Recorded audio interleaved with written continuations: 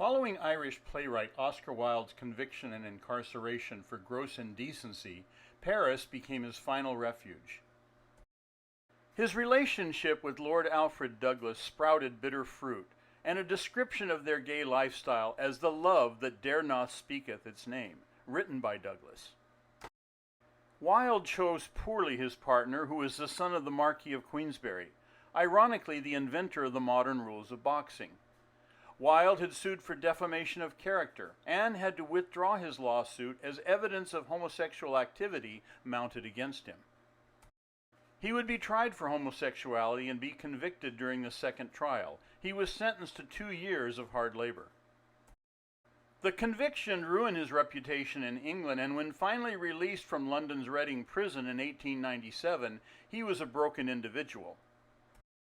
His sources of income had dried up. He returned to Paris, living off the charity of friends and a significantly scaled-down lifestyle, far removed from when he was the literary toast of the city years before. Over the next 3 years, he periodically traveled throughout Europe, dodging creditors and being unceremoniously kicked out of lodging houses for failing to pay his bill. It was a similar story with the hotels that he lived in while in Paris. His final residence became the Hotel d'Alsace, where his declining health continued to gut his soul and spirit. He reportedly converted to Catholicism primarily to ensure a priest would give him a proper funeral service. He would die at the age of 46 on November 30th, 1900, from acute meningitis. It would be the identical year as his tormentor, the Marquis of Queensberry.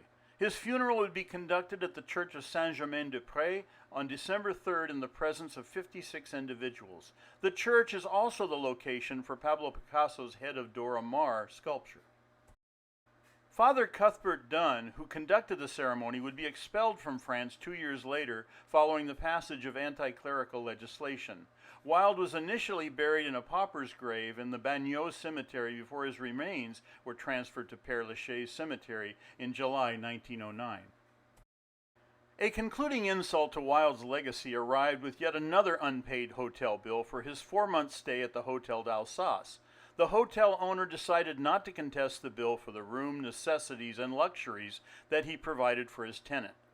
Wilde left behind a wife and son who would both change their last names. His play Salome, composed in French, would premiere at the Paris Athens Theatre.